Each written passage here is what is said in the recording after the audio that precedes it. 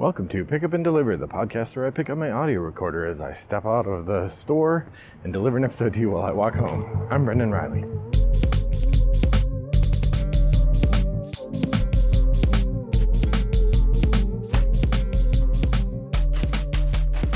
Well, good afternoon, listeners. It's a lovely Saturday here in suburban Chicago. I just walked my son to the game store where he's playing a round of Dungeons & Dragons, and now I'm walking home. I did not buy anything at the game store. Huzzah for a little bit of self-control.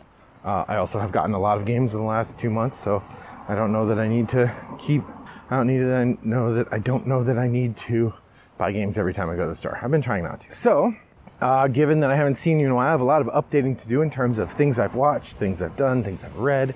And it occurred to me we're in the middle of August now, so this might be a good time to do my Q2 reading list.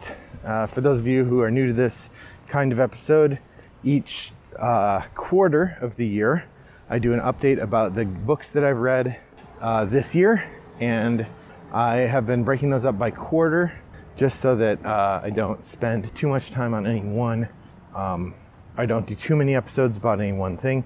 So what I've done is I have a list here of books that I read in the last quarter, and I'll go through them, and I'm just going to pick some out that I think would be interesting to talk about. So the first one I want to talk about, this is something I can't recall if I read any of these in Q1, so I'm going to pretend I haven't. I read several books from the Murderbot Diaries by Martha Wells. Now, the Murderbot Diaries are a series of novellas that are collected into a single longer work. But if you go to read them in audiobook form, as I did, the first 4 novellas are all pretty short, and then the 5th book is like the length of 3 novellas or something. The premise of the system of the books, I think All Systems Red might be the first one that I read. I can't tell though. Yes, in terms of publication date, it is the earliest published one, so I'll say it's the first one I read. In All Systems Red, Martha Wells develops this far future galaxy where humankind has figured out faster than light travel, and they have figured out generally how to move around, but most people live in commercial realms run by corporations, and so everything is driven by money, and there are a variety of different kinds of terrifying and unethical technologies, the main one being different kinds of cyborgs that are like Terminators, right? They're like robots with biological parts. In the Terminator, though, it's just like a metal robot with skin. These ones are more like augmented people. So there is the base of it is a robot-human hybrid in a very hybridized way, but there is humanness to it, but it is a robot. And the whole premise is that one of these robots has hacked its governor module, which is the thing that makes it follow instructions from people, and it governs itself. And it's all sort of about what happens when a robot does that. It's great. I really like all of these books. They're very well written, they're funny, they're fast-paced, they're entertaining, lots of good action, but great character development, solid characters all around, really thoughtful writing. I have enjoyed all of these. I think the first one's called All Systems Red. I highly recommend them if you get a chance. That's the Murderbot Diaries is the series. Next book I'll talk about is The Haunting of Hill House. I read this at suggestions of a listener. I think it was Gabriel Edge. I apologize if I've remembered the wrong person who told me I should read this. Shirley Jackson as the writer is somebody I haven't read a lot of, but this is one that, was sort of on the list of things I should read. It turns out I had seen a play of this a while back, so I did kind of know the main plot beats, and this is pretty good. The development of the dangers of the house was really interesting. It was all subtle, it was all atmosphere and mood, and the human characters sort of believing or not believing what was happening. The character development was really strong. You have lots of conflicting emotions and really interesting protagonists driving the story. It wasn't really very scary. It was creepy, but not very scary, which is, I guess, what I expected it to be. I'm really glad I read it, and worth reading if you get a chance. That's The Haunting of Hill House. At the encouragement of, I think, Wes, hi Wes, another listener, I did keep going on the Stephen King Dark Tower series. I listened to The Drawing of the Three, which is the second of the Dark Tower novels, and I liked it much better than the first one. I'm not sure, I guess it's because it felt like there was purpose to the story in a way that there wasn't purpose in the first one, or as much. I liked the different characters that came out over the course of the novel. I liked the different interactions that main character had. I'm not wasn't super keen on the way that Stephen King wrote the black woman who has two people in her head, and the one of them is sort of a terrible 70s stereotype of a really aggressive black woman. And I think the premise is that she is intentionally playing that part. It's not very subtle, and I think, maybe problematizes people with multiple personality disorder. But, it is a 1980s or 1990s, although, what does this say? First published 2003, is that right? Well, it is a horror novel written by Stephen King, so it is going to be what it's going to be. I did really like it a lot, and it does make me want to read the rest. I have put in a reservation for the next one in the series, although it's taking a long time to get to me, so I'm just going to keep listening to them, so whenever it arrives, then I'll put it on my audiobook shelf. Next up, I read The Broken Kingdoms by N.K. Jemisin. This was, again, recommended by Wes, although I was planning to read it anyway. It was good.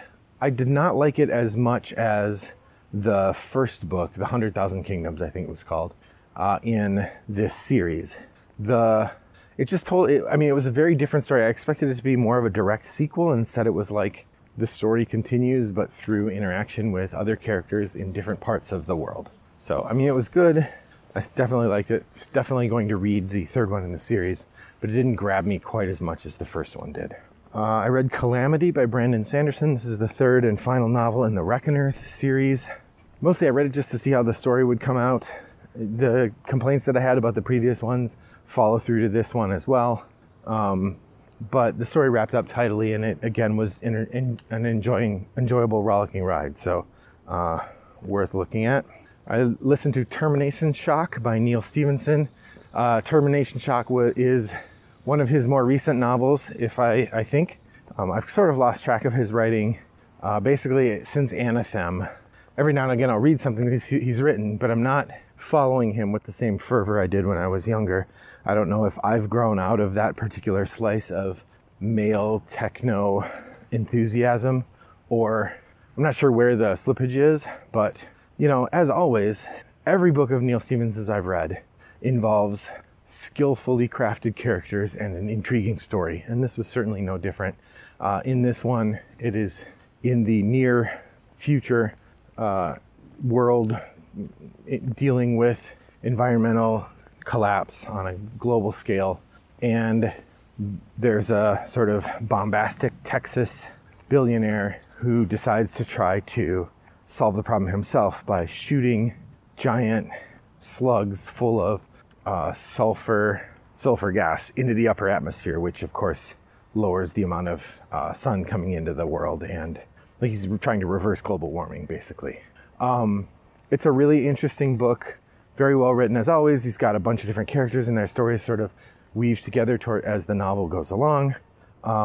Thoughtful, but without solution for the environmental questions. But I enjoyed the read. It didn't grab me the way that older Neil Stephenson novels did, but I think that maybe was a thing for myself in my 20s rather than myself in my 40s. Nonetheless, Termination Shock, enjoyable. Let's see, I read Maze Book by Jeff Lemire, a comic book. I remember thinking it was good, but I barely remember anything about it. I reread The Murder of Roger Ackroyd for the mystery class I taught this summer. I read an interesting comic called The Exile by Eric Creek. This was a comic about a man from Iceland who had been banished and for 5 years or 7 years and was returning now, and the political and social landscape that he finds when he returns. It takes place in Viking times. The art style is reminiscent of Frank Miller circa the 300, something kind of like what he was drawing there, or Xerxes. It feels very stark lines and bold drawings, a little more detailed than Miller was drawing in those books, but I really liked it. Worth checking out. That's The Exile. While my wife and I were traveling, we read Killers of a Certain Age, which was pretty entertaining. This was a book about some women who had been recruited by an international agency to do sort of assassinations for the greater good. Like, the idea is that everybody they're assassinating is a dictator or a human trafficker or something like that. And these are women who were recruited in the 60s right out of college and trained to be assassins. And we sort of follow their story as they develop that way. But then also they're retiring. So part of the story happens in the 60s, part of it happens now. And of course, something goes wrong in their retirement, and then they're on the run being chased by the very people they used to work for. I don't think I've given too much away. That's pretty evident. That's kind of the plot. It's a funny book, well written, entertaining. I like the mix of early memories and later memories. I like the way the characters have evolved. It's enjoyable. I would definitely recommend, if you get a chance to read it. That's Killers of a Certain Age. I don't know, definitely recommend. If my description here makes it sound interesting, worth reading for sure.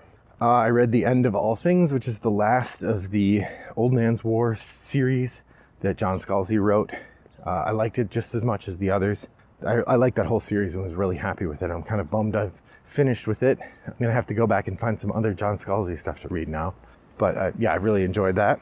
I did read another of the Warhammer 40,000 novels. I read the Graham McNeill Dead Sky Black Sun novel, which I was least enamored of.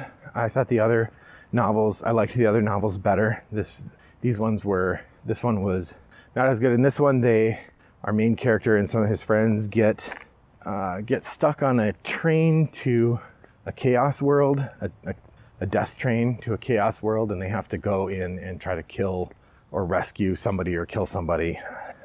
It is more of the same in terms of what these novels are like. I enjoyed it quite a bit as I was reading it, but there's not a whole lot to recommend it beyond. It was a pretty solid Warhammer 40,000 tale for my mind. And then finally, the last one I want to talk about is The Quantum Thief. This was a really interesting novel. It takes place in a future with a strange layer of technology overlapping individuality. In other words, it's this world where there is an interface, a digital interface on everything, and everything is about permissions. Who do you give permission to view your stuff? And what parts of the world are visible to everybody else? There's a really interesting idea there of people sort of constantly managing their own interface with one another. It is the kind of high wire, fantastical writing that I do really like in a sci-fi novel. Lots of wild ideas thrown out and sort of blended together really well. Reminds me a little bit of China Miéville without the creepiness, or of some of Neil Stephenson's more fantastical stuff like Snow Crash or The Diamond Age. These are novels where he's like slinging ideas left and right and making them all work together pretty well. That's the kind of thing that's going on in this book. I do notice that it's the first in a series, so I may see about reading some of the other ones in the series. I think that they all represent the same character. The other novel it reminded me of is, what's it called? The other novel it reminded me of is the one about the one in the world where you the way we do interstellar travel is we just send your brain image across the stars and you get slotted into someone else's body. Altered Carbon is the one I'm thinking of. It reminds me of the Altered Carbon series as well. So that's what I've been reading. That's what I read in April, May, and June of 2023. What have you been reading? Head over to Boardgamegeek Guild 3269 and let me know. If you want to see everything I've been reading, I'm on Goodreads. Search up Brendan Riley. You should be able to find me right there. And let me know what you've been reading as well. Or head over to Boardgamegeek Guild 3269 and share your thoughts there. I hope this walk has been pleasant for you and that your next walk is as pleasant as mine was. Bye-bye.